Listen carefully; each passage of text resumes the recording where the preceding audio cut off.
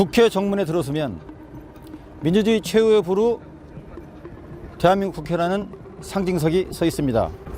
대한민국 국민이라면 시커먼 하늘에 눈발이 휘날리던 작년 12월 3일 그 밤을 잊지 못할 것입니다. 그로부터 벌써 1년, 윤석열 일당이 저지른 내란 정국은 이른바 윤 어게인이라는 구호와 함께 법정과 국회 그리고 거리에서 여전히 진행 중입니다. 드림투데이가 인터뷰 특집으로 그 1년 전의 아픈 기억들을 소환하며 대한민국 정치의 새로운 역사 발전을 모색합니다.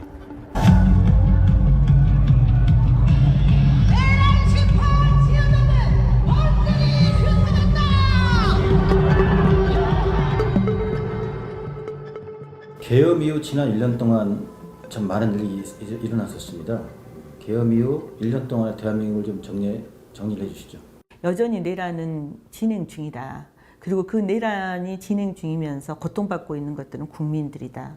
지금 어떤 시기보다 굉장히 경제적으로 어려운 상황입니다.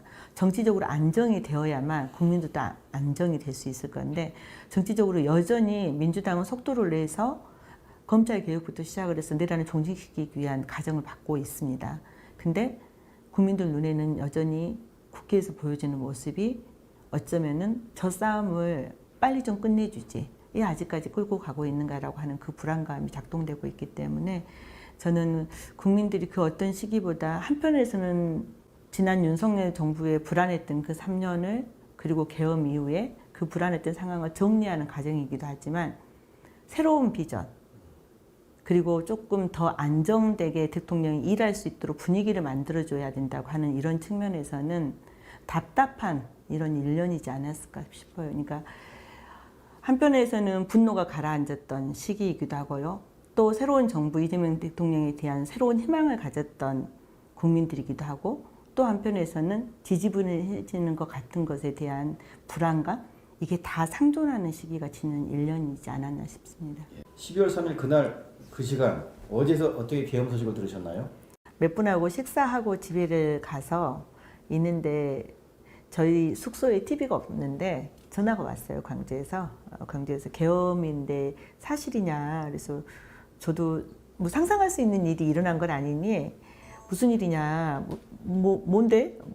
뭐라고 진짜 한 3번 그런 것 같아요. 그리고 전화 끊어보라고 하고 인터넷을 뒤졌더니 정말 계엄이 터졌더라고요. 그래서 그 소식 듣자마자 집에서 뭐 옷 갈아입고 말 이런 시간이 없어서 있던 옷에다 겉옷만 걸치고 그냥 국회로 달려왔습니다. 국회 앞에 제가 정문 앞에 올 때까지 신호등 저쪽이 있어요. 근데 신호등 건너서 딱 서 있을 때까지는 봉쇄가 되지 않았는데 신호등 막 건너오니까 봉쇄를 하더라고요. 근데 이제 제 어쨌든 일하는 공간이잖아요. 그리고 국회의원이 국회를 들어가는 건 너무 당연한 건데 계속 거기서 실갱이를 좀 하고 결국은 이제 수소 충전기 있는데 거기서 넘어서 국회에 들어왔습니다. 예. 그러면 국회에 들어오는 과정과 계엄 해제 표결 순간을 좀 자세히 설명해 주시죠. 담을 넘어서 본청까지 들어오는 길이 세상에서 가장 길었던 길이었던 것 같아요. 정말 정신이 없이 달려서 본청에 딱 들어가는 순간 온 몸이 전신이 너무 아프더라고요. 제가 이제 국회에 들어왔을 때는 실은 이걸 어떻게 할 거냐라고 이야기하는 부분에 있어서 약간의 이제 의견들이 좀 달랐던 게 있냐면 이재명 대통령께서 들어오시면서 시민들에게 국회로 모여주십사라고 이야기를 하셨는데 저희는 그런 고민은 좀 있었습니다. 왜냐하면 시민들에게 이거를 SNS에다 알릴 건가라고 하는 부분에 대해서 초기에 저희 대응은 SNS에다가 국회로 사람을 모이게 하는 걸 하지 않는다. 저는 이제 5.18 어쨌든 겪었던 세대에 있잖아요. 보통의 이제 군대가 모여들기 시작을 하면 해산하라고 명령을 하고 해산하지 않으면 공포탄을 타고 쏘게 되고 공포탄을 쏘아도 흩어지지 않으면 거기에다 실탄을 쏴게 돼서 제가 가장 두려웠던 거는 저는 이제 국회에 들어갔고 국회에서 뭐 잡혀갈지 알고 간 거니까. 근데 거기 모이신 시민들이 행여나 다칠까봐 그게 가장 걱정됐던 부분이었던 것 같습니다. 그리고 들어와서 이제 의원들이 많이 모이지는 못했고 아마 그 당시에 제가 들어와서 굉장히 빠른 시간이 왔기 때문에 한 20명 정도 계셨고 다 모인 시간이 그렇게 길지는 않았습니다. 그러니까 10시 30분 정도 계엄을 하고 저는 11시 전에 들어간 것 같고 12시 전에 대부분 의원들이 모이셨고요. 모였으니 이제 계엄을 해제해야 되는데 국회의장님이 계셔야 되고 회의를 진행을 해야 되는데 이게 굉장히 오래 걸렸어요. 그러니까 이미 12시 넘어서 되니까 정족수를 충분히 챙겼고 의장님도 이제 시간은 저는 잘 모르겠어요. 근데 들어오셔서 있는데 빨리 개의를 해달라고 이야기하는데 절차가 되게 복잡하고 보이는 현강판에 안건이 적어져 있어야 되는데 실은 이제 그 국회의 안건을 정리하려면 여야가 합의를 해야 되고 그거 구두 보고가 돼야 되고 보고가 이루어진 상태 속에서 안건을 처리하는 그 과정이 되게 복잡해요. 근데 저희는 급하니까 의장님한테 빨리빨리 해라라고 소리 지르고 그것도 한편에서는 밖의 상황을 모르는데 각종 이제 실시간 유튜브를 통해서 계속 저희들한테는 상황이 전달이 되고 3층에 들어왔다, 유리창을 깨고 들어왔다, 본회의장 앞에까지 왔다. 이게 계속 저희들한테 보고를 했을 거 아니에요. 그럼 문이 열릴 건데 그래서 저희들끼리 표결하기 전까지, 의결하기 전까지 문을 안에서 잠궈야 되는 거 아니냐. 잠글 수 있는 방법을 찾자. 이렇게 해서 안에서는 거의 뭐 다들 자기 좌석에 앉아있었겠지만 아수라장은 아니었는데 들어오지 못하게 막아야 된다라고 하는 이야기를 했습니다. 그러니까 밖에는 저희가 나갈 수는 없었잖아요. 나오는 순간 어떻게 될지 모르고 본회의장까지 왔다고 이미 들었기 때문에 근데 이제 안에서 사생 결단해야 된다 우리 오늘 이러면서 이제 겨우 1시 넘어서 1시 4분인가 이제 의결을 했는데요.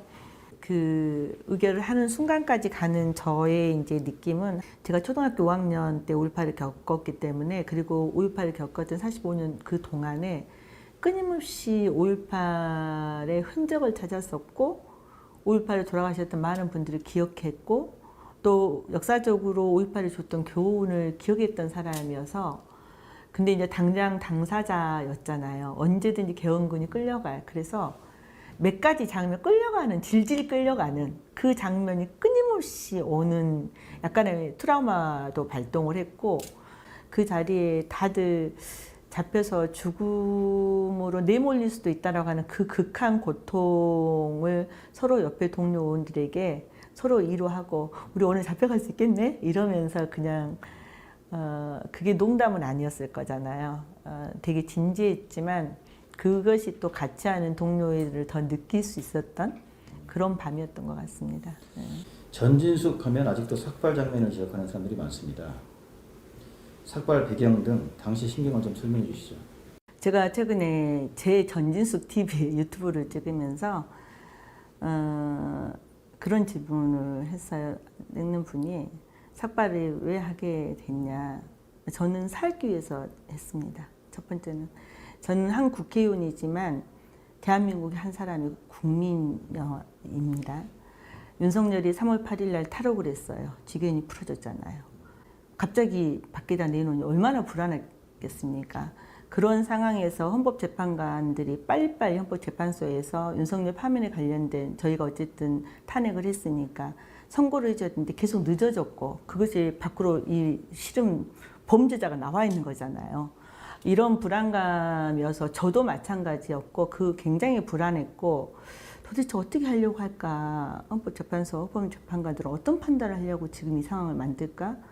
끊임없이 검찰, 사법부는 저런 방식으로 움직이는데 이런 거에 대한 극단의 공포, 두려움, 걱정 이런 것들이었고 그런 측면에서 국회 갈 수 있는 건 다 했습니다. 국정조사도 했고 탄핵도 시켰고 근데 더 이상 국회의원의 정상적인 민주주의에서 지켜야 되는 법체계에서 할 수 있는 것은 더 이상 없었던 상황이에요. 그러면 모든 사람들이 이제 개개인이 할 수 있는 것들을 찾아야 된다고 하는 측면에서 저는 어쨌든 삭발이라고 하는 걸 통해 했고 그 삭발을 통해서 헌법재판관들에게 국민들이 너무 불안해하고 계시니 제발 빠른 시간 안에 판결을 해주라라고 하는 그 요구를 저는 삭발을 통해서 했던 것 같아요. 근데 이제 뭐 계획했던 것도 아니고 그래서 그냥 저는 제가 제가 숨을 좀 쉬고 싶어서 그리고 이 절절한 국민들의 마음을 전달을 헌법재판관에게 해야겠다라고 하는 그 마음 딱 그 두 가지였던 것 같습니다. 계엄 정국은 아직 현재 진행 중입니다. 남은 과제는 무엇일까요?